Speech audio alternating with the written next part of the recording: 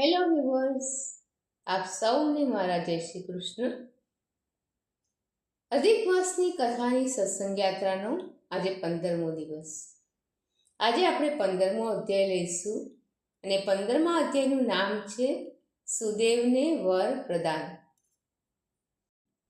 શ્રી નારાયણે કહ્યું, તે પછી એ સુદેવ બે હાથ જોડી ગડગડા અવાજે ભક્તવત્સલ તે શ્રી કૃષ્ણદેવની આ પ્રમાણે સ્તુતિ કરવા લાગ્યો. હે દેવ, હે દેવોના ઈશ્વર, હે ત્રણેય લોકને અભયદાન કરનાર પ્રભુ, આપને નમસ્કાર હો.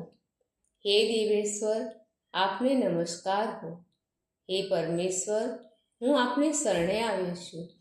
હે શરણાગત વત્સલ, આપ મારું રક્ષણ કરો. હે જગતવંદ, હે શરણાગતોનો ભય ભાગનારા, આપને નમસ્કાર હો. આપ જય સ્વરૂપ, જય આપનારા, જયના નિયંતા, જયનું કારણ, જગતના આધાર, જગતમાં બધે રહેલા, જગતના કારણનું પણ કારણ, જગતના એક રક્ષક, દિવ્ય, જગતનો સંહાર કરનારા, જગતના ધારક, સર્વ કર્મફળના બીજરૂપ, ફળના આધાર, ફળના મૂળરૂપ, ફળ આપનાર, તેજ સ્વરૂપ, તેજ આપનાર અને સર્વ તેજસ્વીઓમાં શ્રેષ્ઠ છો. દિનજનો પર પ્રેમ રાખનારા, વિષ્ણુ સ્વરૂપે સર્વવ્યાપક તથા સર્વ સ્થળે વાસ કરનાર વાસુદેવ, આપ શ્રી કૃષ્ણને હું વંદન કરું છું. હે જગતના પ્રભુ, બ્રહ્માદિ દેવો પણ આપની સ્તુતિ કરવા જો સમર્થ નથી, તો હે જનાર્દન, હું અલ્પબુદ્ધિ મૂળ મનુષ્ય આપની સ્તુતિ કરવા કેમ સમર્થ થઈ શકું? હે પ્રભુ, હું અત્યંત દુઃખી છું, દીન છું અને આપનો ભક્ત છું. છતાં આપ મારી બેદરકારી કરો છો, તો લોકમાં આપનું લોકબંધુપણું જે પ્રખ્યાત છે તે શું વ્યર્થ થયું છે? વાલ્મીકી દઢધન્વાને કહે છે, બ્રાહ્મણ સુદેવ પરમાત્માની એમ સ્તુતિ કરીને શ્રીહરિની સામે ઊભો રહ્યો. ત્યારે તે સાંભળીને શ્રીહરિ મેઘ જેવા ગંભીર અવાજે આવું વાક્ય બોલ્યા. શ્રીહરિએ કહ્યું કે હે પુત્ર, તે તપ કર્યું છે તે અતિ ઉત્તમ કર્યું છે. હે મહાબુદ્ધિમાન તપોધન, તું શું ઈચ્છે છે? મને કહે. તારા તપથી હું સંતુષ્ટ થયો છું, એથી હું તને તે આપીશ. આવું મહાન કર્મ પહેલાં કોઈએ પણ કર્યું નથી. સુદેવ બોલ્યો, હે નાથ, હે દીનબંધુ, હે દયાના ભંડાર, હે વિષ્ણુ, હે પુરાણ પુરુષોત્તમ, જો આપ પ્રસન્ન થયા છો તો મને સારો પુત્ર આપો. હે શ્રીહરિ, પુત્ર વિનાનો સૂનો ગૃહસ્થાશ્રમ મને ગમતો નથી. બ્રાહ્મણનું એ વચન સાંભળી ઈશ્વર શ્રીહરિ બોલ્યા. શ્રીહરિએ કહ્યું કે હે બ્રાહ્મણ, પુત્ર વિના બાકીનું બધું જે ન દેવા જેવું હશે તે પણ હું તને આપીશ. હે પુત્ર, વિધાતાએ તારા માટે પુત્ર સુખ નિર્માણ કર્યું નથી. તારા લલાટમાં વિધાતાએ લખેલા જે અક્ષરો છે તે બધા મેં જોઈ લીધા છે. તેમાં 7 જન્મ સુધી તને પુત્ર સુખ નથી.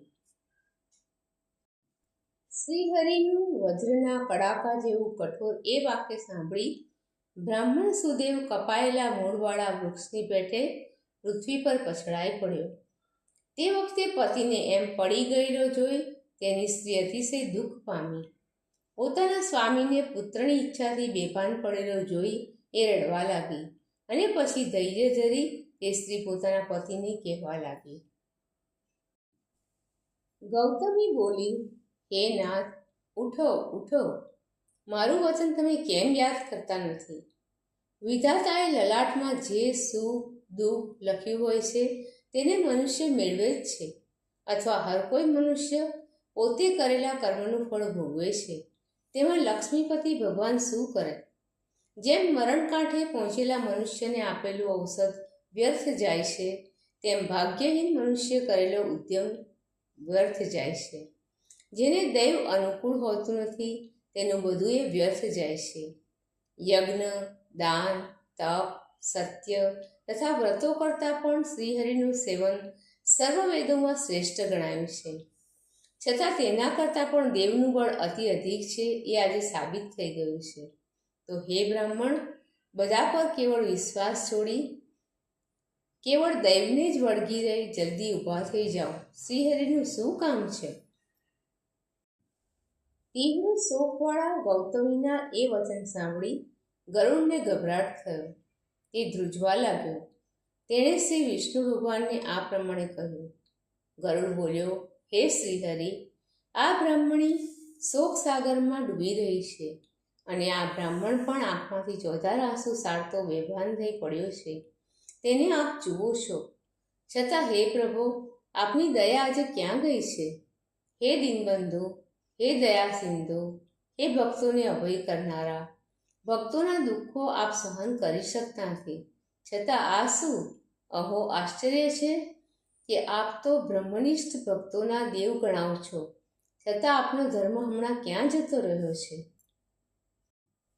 આપના ભક્તની હથેળીમાં તો ચારે પ્રકારની મુક્તિ રહી હોય છે, છતાં આશ્ચર્યની વાત છે કે તે આપના ભક્તો આપની ઉત્તમ ભક્તિને છોડી બીજું કંઈ પણ ઈચ્છતા નથી. એવા ભક્તોની આગળ આઠે સિદ્ધિઓ દાસી થઈને રહેલી હોય છે. આવું તમારા આરાધનનું મહાત્મ્ય બધે પ્રખ્યાત છે. તો આ બ્રાહ્મણના પુત્ર સંબંધી ઈચ્છા પૂરી કરવામાં આપને કયો પરિશ્રમ થવાનો છે? કોઈ માણસ હાથીનું દાન કરી રહ્યો હોય તો તેને અંકુશ આપવામાં શું પરિશ્રમ થવાનો છે? છતાં જો આપ આને પુત્ર નહીં આપો તો હવે પછી આપણા ચરણ કમળને કોઈ સેવશે નહીં. આપનું સામર્થ્ય તો હર કોઈ કાર્ય કરવામાં અથવા નહીં કરવા પણ પ્રખ્યાત થયું છે. છતાં આપ આને જો પુત્ર નહીં આપો તો હે નાથ, આપનું એ સામર્થ્ય હવે ગયું જ ગણાય ને. આ કારણે પણ આપ આ બ્રાહ્મણને હર કોઈ પ્રકારે એક પુત્ર તો આપો જ, કારણ કે આપનું આરાધન કરીને સુદામા ઉત્તમ વૈભવને પામ્યો હતો અને આપની કૃપાથી જ આપે ગુરુ કરેલા સાંદીપની મરી ગયેલા પુત્રને જીવતો થયેલો મેળવી શક્યા હતા. આમ સમજીને આ બંને સ્ત્રી પુરુષ પુત્રની ઈચ્છાથી આપને શરણે આવ્યા છે. શ્રી નારાયણ બોલ્યા. ગરુડનું એ વચન સાંભળી શ્રી વિષ્ણુ ભગવાને એ ગરુડ પ્રત્યે અમૃત જેવું વચન કહ્યું. હે ગરુડજી, ભલે, તો આ બ્રાહ્મણને તમે જ એક મનગમતો શ્રેષ્ઠ પુત્ર જલ્દી આપો.